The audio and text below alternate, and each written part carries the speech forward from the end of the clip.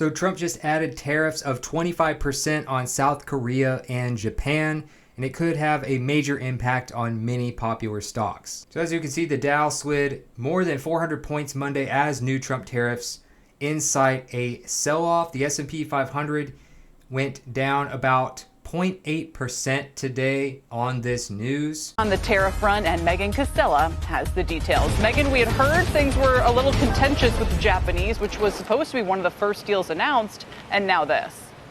Yes, now this, Kelly. The president did post overnight on Truth Social that he would start sending these letters at noon today, telling countries what their exports would face to send them into the U.S. And now, just in the last hour, we got the first of those. The president posted full letters on Truth Social that he says he sent to the leaders of Japan and South Korea. Very long letters here, but some top-line details to get into. These would be 25% tariffs on all Japanese and South Korean exports into the U.S., effective on August 1st, on top of any tariffs that are already in place or that are forthcoming in terms of the sectoral tariffs. He also said any retaliation would lead to a commensurate increase in the tariff rate, meaning if they retaliate, he's going to lift this tariff rate even further. Trump also said that he would consider an adjustment if countries do open their markets. And that's the key, Kelly, is that there is no certainty here. He goes on to say, hinting at further changes, saying, quote, these tariffs may be modified upwards or downwards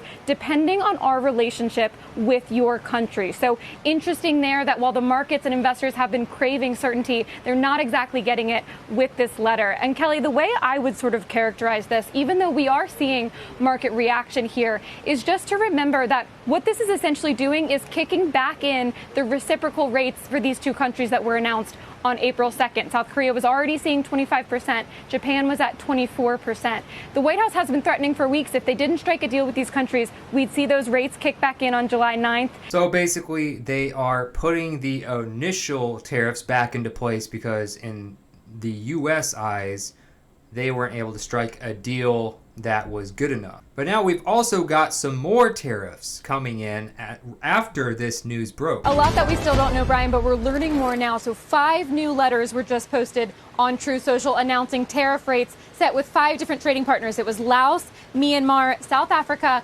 Malaysia, and Kazakhstan. It's ranging from 25% to 40% are the new ranges of tariffs for all of these countries. Now, the letters, as far as we can tell, guys, are verbatim what we already saw sent to Japan and South Korea. So that means all of these tariff rates will be effective on August 1st, and all of them are subject to change, either higher or lower, depending on how negotiations are going. So once again, sort of kicking that deadline down the road and allowing for more talk here, even as these tariff rates are set. I'll also flag, guys, that in pretty much every case, these rates that the president is announcing are the same level or lower than what he announced on April 2nd. So for Laos, for example, they're getting a 40% tariff on all exports they're sending to the U.S. On April 2nd, that was 48%. For Myanmar, they saw 40%. On April 2nd, that was 44%. Kazakhstan, 25% when it was 27%. So essentially a lot of very similar tariffs that they originally announced, then they delayed them to try to strike some deals by I believe it was initially July 9th.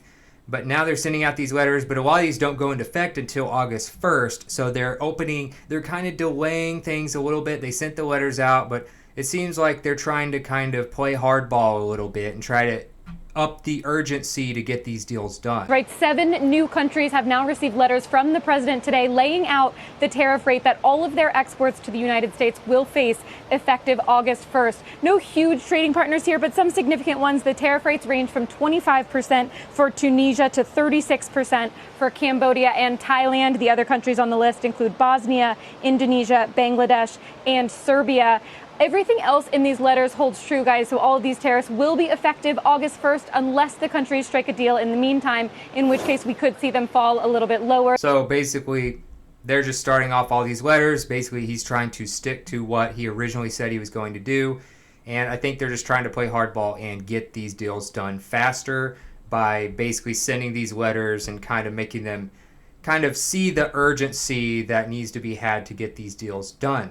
Because these are obviously pretty high tariffs, even though the ones initially on like China were way higher, they've kind of resolved a lot of that. But with some of these other countries, even if they aren't major trading partners, having a 25%, 40% tariff on exports to the US is quite high still. So I'm mainly going to focus on South Korea and Japan as far as what stocks are going to be hit the hardest possibly, as well as the industries themselves, so that maybe you can adjust your portfolio and kind of decide what you want to do, or maybe just take note just in case something does get done by August 1st. These may be okay, but they're already kind of seeing a drop just in case no deal gets done and these tariffs do officially go into place on August 1st. So you might want to keep an eye on these if you have stock in these companies or if you were thinking about getting some. So one of the first ones that could be affected is Toyota Motor Corporation. Obviously, there are tons of Toyota vehicles in the United States. They're also seen as one of the most reliable vehicle brands in the United States.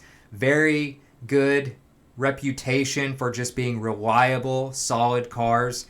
And they are one of the ones getting hit hard today, down almost 4% on this news of the tariffs on Japan and South Korea. Obviously, Toyota being a Japanese car manufacturer. Now, you also have Honda. Honda, of course, one of the other top Japanese car manufacturers, down 3.82% today on this news, very similar to Toyota. So these, of course, are two of the top Japanese auto companies. And if you have stock in these, or if you're thinking about getting stock in these, well, you might want to hold off a little bit and see what happens between now and August 1st. Now, you also have some U.S. trade-sensitive companies as well that aren't necessarily like a Japanese manufacturer, like, say, Toyota or Honda, but you have companies that have a global supply chain that heavily relies on either South Korean or Japanese parts, for instance. So like John Deere, or just otherwise known as Deere & Co., they are down 2.05% on this news today. Not hit quite as hard as Toyota and Honda, because Toyota and Honda, everybody knows, are Japanese brands. Everybody knows their vehicles. So those are two of the obvious candidates to have a rough day in the stock market. But these are agricultural machinery companies with global supply chains that could be hit pretty hard by this, possibly.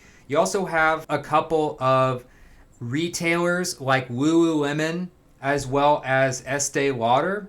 So these are hit pretty hard right now. So these are Lululemon, kind of seen as more of a luxury athletic apparel type of company. These consumer brands like Lululemon and Estee Lauder rely a lot on Asian manufacturing and export channels. So obviously Lululemon hit hard, down 4.08% today on the news of these tariffs.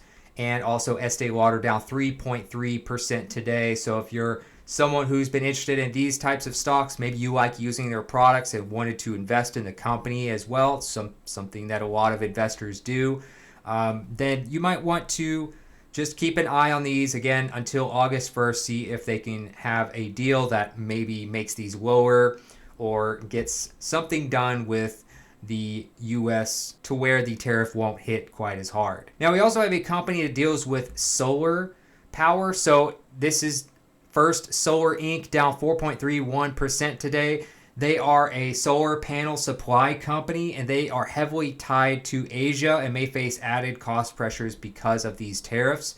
So again, it's not always just the type of company, but certain companies rely on getting parts or supply chains from certain countries more than others. So other solar companies might be fine, but First Solar may rely more on Asia than the others. So therefore, First Solar is hit with this tariff and could really affect their business. They may have to drastically raise prices. It may hurt how much business they're getting, and they are down 4.31% today because of that. Now, you also have possibly some impacts to electronic companies or tech companies that rely on chips and other things from Japan or South Korea. Intel Corp, for instance, down 2.18% today, is one where they may have certain components, certain chips, certain things like that, semiconductor materials that come from either Japan or South Korea. Intel could be hit by this,